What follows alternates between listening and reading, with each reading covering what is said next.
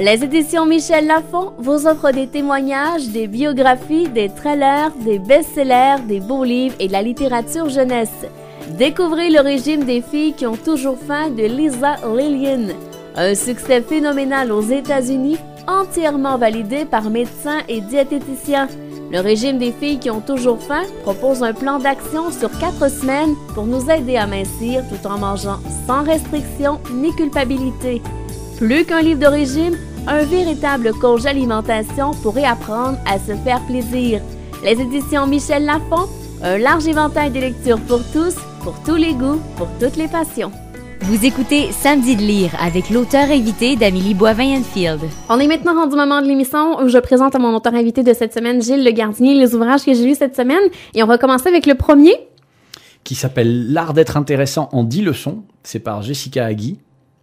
Et l'ouvrage, ce qu'on nous dit quand on rouvre l'ouvrage, ça dit pourquoi être intéressant. Alors, on nous donne plein de raisons de pouvoir être intéressant. Alors, pour avoir le moins de regrets possible, pour être capable de se respecter, pour chasser l'ennui, pour laisser sa marque et non une tâche. Et surtout, parce qu'on peut être intéressant dans la vie. Alors, il faut juste travailler. Alors, on nous présente 10 étapes et moi, j'ai trouvé ça super intéressant. Comme par exemple, étape 1, explorer. Alors, parler aux étrangers. C'est comme ça qu'on apprend à être un peu plus intéressant et à avoir une connaissance générale qui est meilleure. Étape 2, partager ce que vous découvrez en utilisant les réseaux sociaux ou sinon en écrivant des livres comme vous le faites, Monsieur Le Gardinier. Étape 3, faites quelque chose, n'importe quoi, mais peu importe ce que vous faites pourvu que vous agissez dans la vie. Étape 4, acceptez votre étrangeté. Étape 5, embrassez une cause. Si vous foutez de tout, tout le monde se foutra de vous. Alors, je trouvais ça intéressant. Étape 6, fanfaronnez moins. L'ego fait obstacle aux idées. Êtes-vous d'accord avec ça? Complètement. Là, je suis en train de feuilleter le livre. C'est vivant, c'est frais, c'est très bien mis en page, c'est drôle en plus. Non, je trouve ça très rigolo. Étape 7, faites un essai. Alors, jonglez avec une nouvelle idée que vous avez. Étape 8, sautez du train en marche. Étape 9, prenez votre courage à 2 mains. Et étape 10, n'écoutez pas les mauvaises langues. Il faut jamais écouter les mauvaises langues. C'est vrai, hein? Et moi, je trouvais ça intéressant. Je pense que c'est un ouvrage qu'on devrait toujours avoir dans son bureau lorsqu'on travaille ou dans son sac à main, des fois, pour se stimuler à, justement, faire évoluer notre créativité, à être un peu plus intéressant, un peu plus ouvert aux gens qui nous entourent. Alors, j'ai beaucoup aimé. Alors, c'est l'art d'être intéressant en 10 leçons de Jessica Agui. On y va maintenant avec un ouvrage pour adolescentes. Qui s'appelle Cupcake et Claquettes par Sophie Rondeau.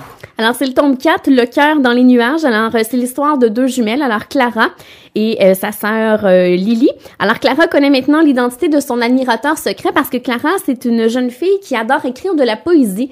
Alors, elle écrivait de la poésie anonymement dans le journal étudiant. Et finalement, elle avait un admirateur qui lui écrivait des petits mots en secret. Et finalement, elle a découvert c'était qui? C'était Étienne. Et finalement, tous les deux s'aiment bien, mais ils n'arrivent pas à vouloir être officiellement un couple.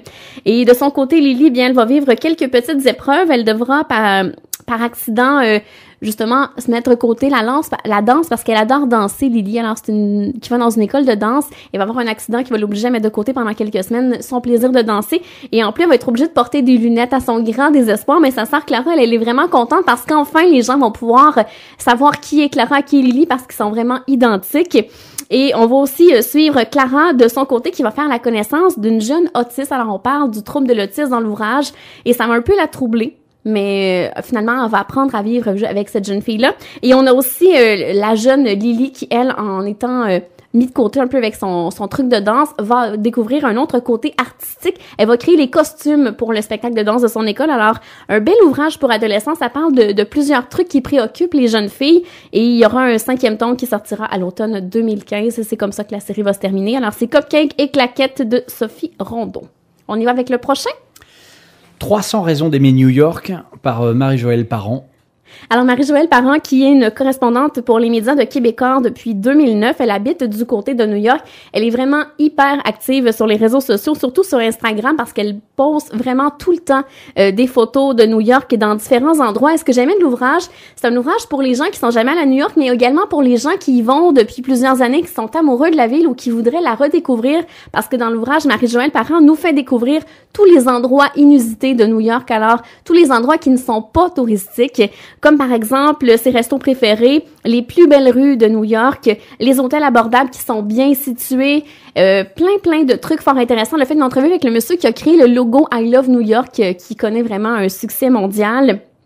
Alors, j'ai beaucoup aimé. Les photos sont vraiment super belles et c'est un livre qui est différent de ce qu'on a l'habitude de lire et c'est par secteur de la ville. Alors, on s'y retrouve vraiment facilement. Alors, très bel ouvrage pour les gens qui voudraient découvrir New York de nouvelle façon. Alors, 300 raisons d'aimer New York de Marie-Joëlle Parent. On y va avec le prochain? Dans la collection Coup de pouce, je crois que c'est ça, dessert facile, sans recette qui goûte le bonheur. Oui, sans recette pour les gens qui ont la dent sucrée. Alors, pas besoin d'être un pro en pâtisserie pour recréer ces recettes-là. Ça prend peu d'ingrédients, peu de temps, peu de technique. Les photos sont vraiment très belles. Les recettes sont super bien expliquées. On retrouve plein de conseils pratiques, comme par exemple des idées de substitution pour les ingrédients, des trucs pour choisir les bons ingrédients lorsqu'on va au marché, comment bien utiliser les outils en cuisine, plein d'astuces pour cuisiner. Alors, pour les gens qui ont la dent sucrée, c'est vraiment un très bel ouvrage à se procurer. Alors, dessert facile de Coup de pouce. Et on termine avec le dernier, un album pour enfants. Qui s'appelle Mange tout, de Caroline Merola. Alors, c'est l'histoire d'un jeune orphelin du nom de Emilio qui vit avec sa méchante tante. Emilio est un bon garçon qui rêvait d'avoir un petit animal, mais sa tante n'aime pas les animaux et n'aime pas faire plaisir à Emilio. Alors, un jour, Emilio va aller se promener dans la forêt et va trouver une petite bête qui est prise dans un piège. Alors, il va tenter de le ramener à la maison, de le soigner. Et finalement, la petite bête, après avoir été guérie, va dévorer tout ce qui se trouve dans la chambre d'Emilio. Alors, les pattes de chaise, plein de trucs. Et finalement, Mange-tout va s'enfuir dans la maison et va faire face justement à la tante d'Emilio. Et là, elle sera vraiment pas contente. Elle va l'enfermer, l'enchaîner à l'extérieur. Et finalement, Mange-tout va manger justement la chaîne où il est attaché. Et à partir de là, la tante, quand elle va découvrir ça, elle va décider de le capturer et de l'utiliser pour faire des sous parce que mange tout, comme le dit le nom. Alors, et finalement, Emilio va être tanné de voir son pauvre Mange-tout se faire exploiter. Alors, ils vont s'enfuir ensemble et ils vont vivre de belles aventures. Alors, un bel ouvrage pour enfants, un bel album. Alors, ça s'appelle Mange-tout de Caroline Merola. On s'arrête et ce sera déjà la conclusion de l'émission.